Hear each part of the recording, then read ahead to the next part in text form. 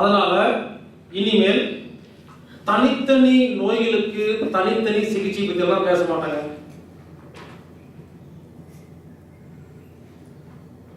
எல்லா நோய்களுக்கும் ஒரே சிகிச்சை.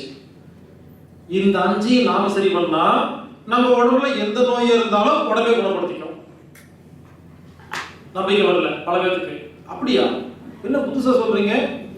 கண்ணுல நோய் வந்தா கண் டாக்டர் பார்ப்போம், மூட்டு நோய் வந்தா ஆர்தோ பார்ப்போம், ஹார்ட் நோய் வந்தா இறுதி டாக்டர் பார்ப்போம். அப்படிதான் ரெக்கார்ட் பண்ணி வச்சிருக்கீங்க.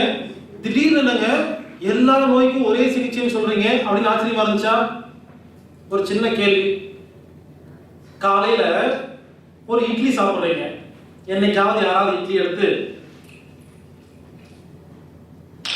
இந்த இட்லி கண்ணுக்கு, இந்த இட்லி காதுக்கு அப்படின்னு சாப்பிட்டீங்களா? இல்ல மொத்தமா 4 இட்லி சாப்பிட்டீங்களா? 4 இட்லி சாப்பிட்டீங்க. அது முடியிலிருந்து கண்ணு, காது, மூக்கு, கிட்னிகள், எலும்பு, நரம்பு, சதை எல்லாமே ஷேர் பண்ணிச்சா? உங்ககிட்ட கேட்டுச்சா இது எங்க போகணும்னு? தண்ணி யாராவது குடிக்கும் பொழுது ஒரு டம்ளர் தண்ணி எடுத்து குடிச்சிட்டு தண்ணி நீ இந்த மூட்டுக்காலுக்கு போ, இந்த மூட்டுக்கால் ரொம்ப நேரமா தாகமா இருக்கு, இந்த மூட்டுக்காலுக்கு போகாத, நான் 2 நாளா பேசுறதில்ல டூம் இருக்கேன் அப்படி சொல்ல முடியுமா? குடிச்சா எல்லா உறுப்புக்கும் போகுது இல்ல? உங்களுக்கு கேக்குதா? மூச்சு காத்து இருக்கும் பொழுது லிவர் நீ சாப்பிடு, கிட்னி இப்போ உனக்கு, கழுத்து நீ சாப்பிட்டு இருக்கிறீங்களா?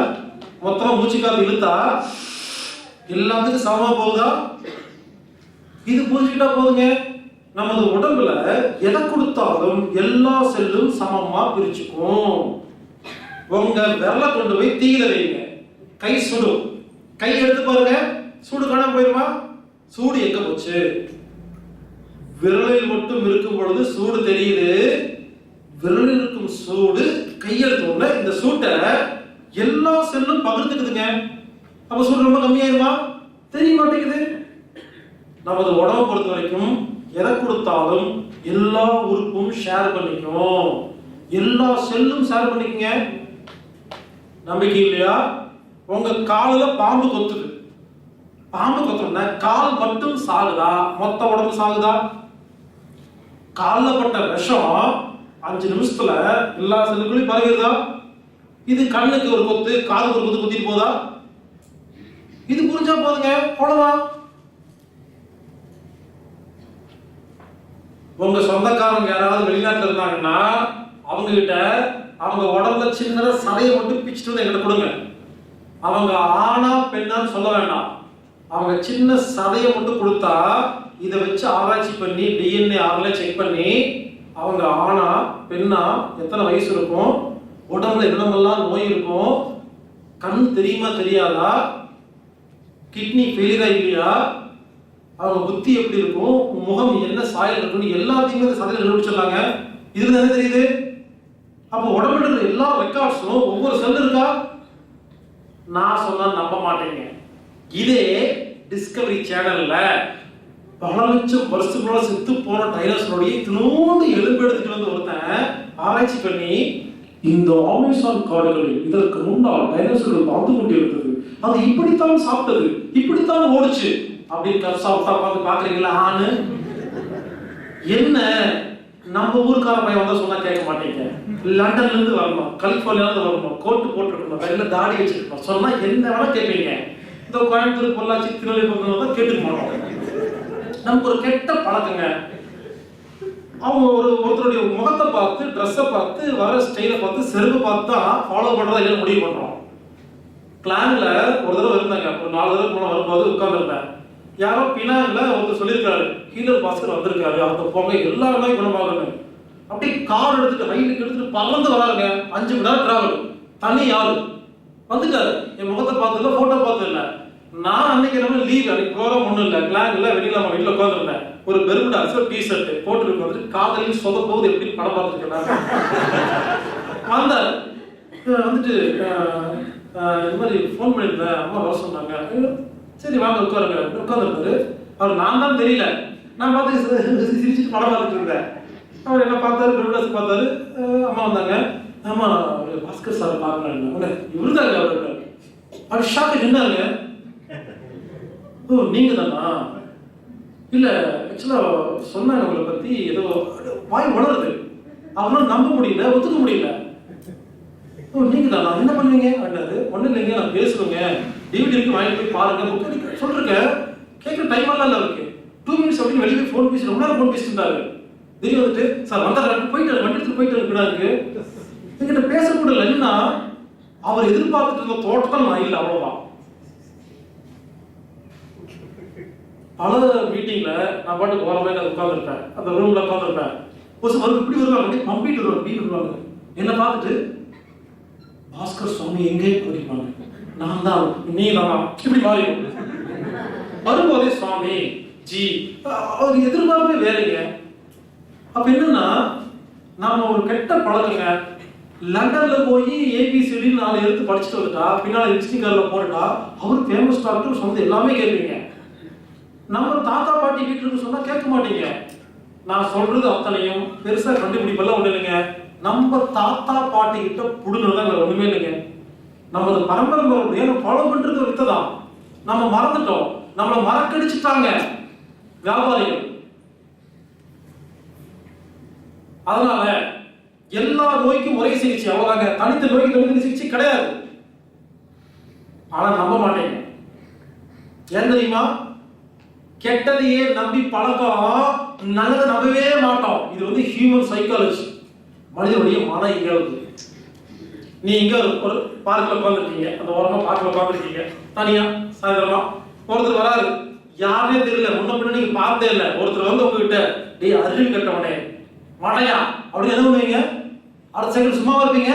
எந்திரிச்சு ஓங்க ஆரம்பிச்சு டேய் யாரை பார்த்து மடையாங்கிற போட திட்டுவீங்களா, திட்ட மாட்டீங்களா? இதே தனியா பார்க்க உட்காந்துருக்கீங்க, ஒருத்தர் வராரு, நீங்க முன்ன பின்ன யாரையும் பார்த்தல, அவரை வந்துட்டு அவரு ஐ லவ் யூ அப்படி என்ன பண்ணுவீங்க? உடனே I do love you, I do love you கத்திட்டீங்களா? சுத்தி முத்தி பார்ப்பீங்க. எங்கிட்டயா சொன்னீங்க? நீங்க யாரு? உங்களை நான் முன்ன பின்ன பார்த்தது இல்லையே, எங்கிட்ட தனியா பார்த்த ஐ லவ் யூ சொல்றீங்களே, உங்களுக்கு லூசு பிடிச்சிருச்சா அப்படின்னு கேட்பா கேட்க மாட்டோமா? பொறுமையா தான் பேசுவீங்க. இதே யாராவது மடையான் திட்டணும் என்னைக்காவது யாராவது அதே மாதிரி நானா மடையனா உங்களுக்கு யாரோ ராங் இன்ஃபர்மேஷன் கொடுத்துருக்காங்க, அப்படி எல்லாம் கிடையாது. நான் மடையெல்லாம் இல்லை. திடீர்னு இந்த மடையன்னு சொல்றீங்க, நீங்க யாரு? முன்ன பார்த்தது இல்லையா அப்படின்னு என்னைக்காவது பொறுமையா பேசிருக்கோமா? இதுல என்ன புரியுது? மடையான்னு சொன்னா அது கெட்டது, அக்செப்ட் பண்ணிக்கிறோம், திருப்பி திட்ட ஆரம்பிச்சு அடிக்கிறோம். ஐ லவ் யூ சொன்னா திருப்பி சொல்றதே இல்லை. நான் எவ்வளவு கஷ்டப்பட்டு சின்ன வயசுல இருந்து எத்தனை சொல்லியிருப்பேன், திருப்பி சொல்லவே மாட்டேங்கிறாங்க யாருமே. திட்டா மட்டும் திருப்பி திட்டுறாங்க, ஐ லவ் யூ சொல்றதே இல்லை. நல்ல விஷயம், அதை கேட்டுக்க மாட்டேங்கிறாங்க. சக்கரை நோயை குணப்படுத்த முடியும்னு சொன்னா நான் லூசாமா பைத்தியமாமா எல்லாரும் சொல்லிக்கிறாங்க. ஒரு டாக்டர் இருப்பாரு, சர்க்கரை நோய் என்பது குணப்படுத்தவே முடியாது, இதை கண்ட்ரோல் தான் பண்ண முடியும், வாழ்க்கை ஃபுல்லா மாத்திரை சாப்பிடணும், சர்க்கரை நோயை நண்பனாக்கி கொள்ளுங்கன்னு ஒரு சொல்லுவாராமா. இவருக்கு பேரு சுகர் ஸ்பெஷலிஸ்ட் டாக்டராமா.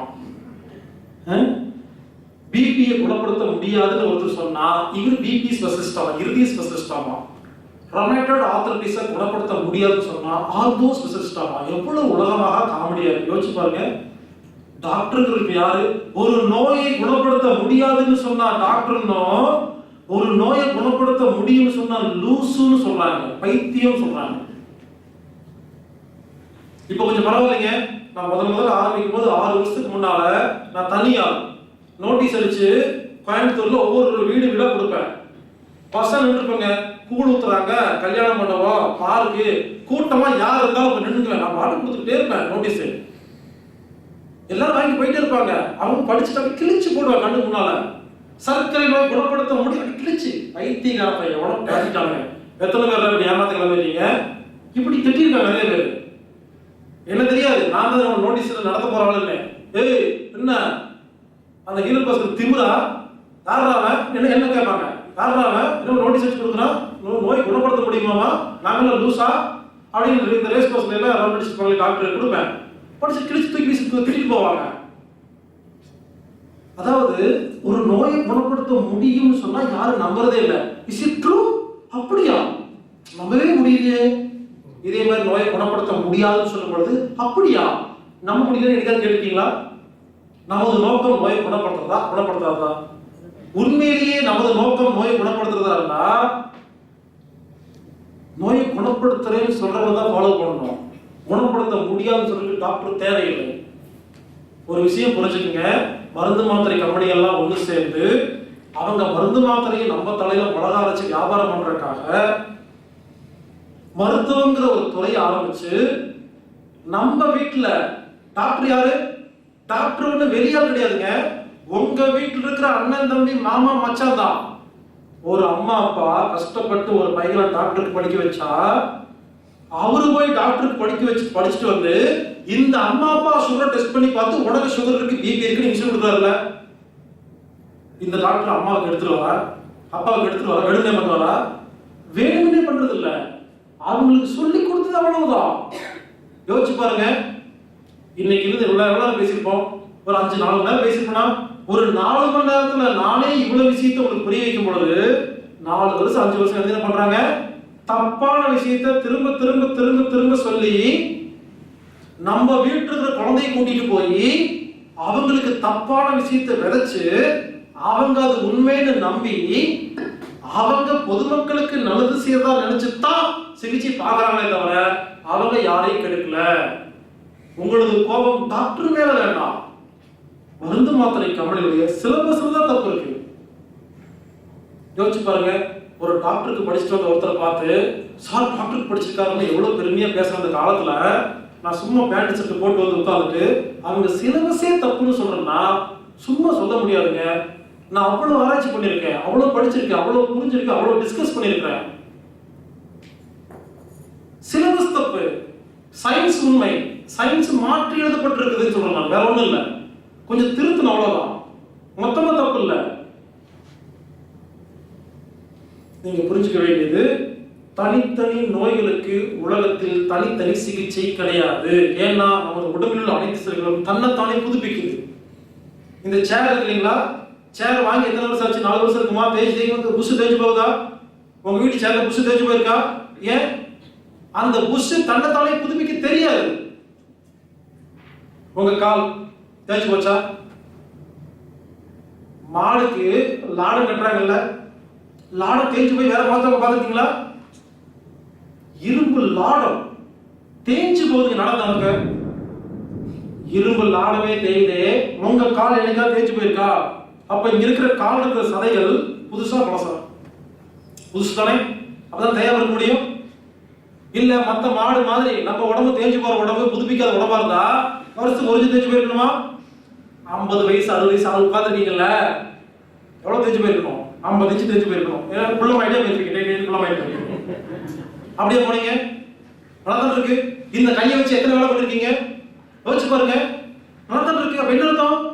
30-40 வருஷமா இந்த கையை யூஸ் பண்றீங்க, நல்லா இருக்கு. அப்ப செல்கள் புதுசா பழசா?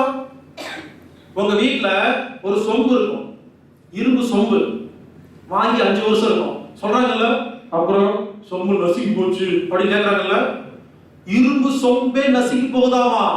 இந்த மூக்கு வாங்கி எவ்வளவு வருஷம் ஆச்சு? 40-50 வருஷம் ஆச்சா? 60 வருஷம். ஏன் நசுக்கி போச்சா? இந்த கண்ணம் அது சொம்பு தானே, என்னாச்சு? அதான் வச்சிருக்கீங்க. என்ன பாருங்க, உங்க செக் பண்ணி பாருங்க, 50 வயசு 60 வயசு மூக்க பாருங்க, அதான் வச்சிருக்கீங்க. அப்ப மூக்கு புதுசா பழசா? புதுசு தானே. யோசிச்சு பாருங்க. நம்ம வீட்டுல ஒரு பொருள் இருக்கு, வாங்கி 30 வருஷம் ஆச்சு, அந்த பொருள் எப்படி இருக்கு? கேவலமா அப்படி அரிச்சு போய் செழிச்சு கிடக்குதா? இந்த உடம்பு 60 வருஷம் ஆச்சு, செழிச்சு போச்சா? அப்ப எல்லா உறுப்பும் புதுசு தானே. இது புரிஞ்சுக்கிட்டா போதுங்க, முடியிலிருந்து நகை வரைக்கும் நமது உடம்புல இருக்கிற எல்லா உறுப்பும் தன்னைத்தானே புதுப்பிச்சுட்டு இருக்கு. நான் ஏன் மறுபடியும் இந்த விஷயம் எல்லாம் சொல்றேன்னா, இந்த 5 விஷயத்தை யாரு ஒழுங்கு பண்றீங்களோ ஒரு நிமிஷத்துல 300 கோடி செல் புதுசா உருவாகும்ல, அதுக்கு நோய் இருக்காதுங்க. அப்போ பிறக்கும் போது எப்படி ஃப்ரெஷ்ஷா இருந்தோம் அந்த மாதிரி நமது உடம்புல இருக்கிற எல்லா உறுப்பையும் மாத்திட்டா தனித்தனி நோய்களுக்கு தனித்தனி சிகிச்சை கிடையாது. இப்போ கண்ணு நோய் வந்தா கண் டாக்டர் பாக்குறீங்க, கிட்னில வந்து கிட்னி டாக்டர் பாக்குறீங்க. நான் ஒரு சின்ன உதாரணம் சொல்றேன். கண்ணுக்குள்ள கருப்பா இருக்கு வெள்ளையா இருக்குல்ல, ஒண்ணு பண்ணுங்க. கருப்பா இருக்கிறதுக்கு நீங்க பிடில டாக்டர் பாருங்க, வெள்ளையா இருக்கு கேஎல்ல பாருங்க கண்ணு உருப்படுமா, இருதயம் இருக்கு இடது ஆர்டிகல் வலது வென்ட்ரிகல் நான் பிரிச்சு கொடுக்குறேன், 8 பிரிச்சு கொடுக்குறேன். நீங்க 8 டாக்டர் பாப்பீங்களா? நான் சொல்றேன் இருதயம் 8 பிரிச்சு கொடுத்துட்டேன், 8 டாக்டர் பாருங்கன்னா சிரிப்பு வருமா வராதா? ஒரு உறுப்பு பார்க்கறதுக்கு ஒரு டாக்டர் தான் போதும் நம்புறீங்களா? அதே போல நான் சொல்றேன் ஒரு மனித உடம்பு பார்க்கறதுக்கு ஒரு டாக்டர் தான் போதும். இப்படி தனித்தனி ஃபீல்டுக்கு ஸ்பெஷலிஸ்ட் உருவாக்கி என்ன செய்றீங்களா? இதுக்கு அதுக்கு இதுக்கு இருக்கிற லிங்க் யாருக்குமே புரியாம எல்லாரும் தனித்தனியா ஆபரேட் பண்ணிட்டு இருக்காங்க. அப்ப நமக்கு எல்லாமே வந்துருது. மொத்த உடம்பும் ஒரு உறுப்புங்க, மொத்த உடம்பை குணப்படுத்துறதுக்கு ஒரே ட்ரீட்மெண்ட் இருந்தா போதும்.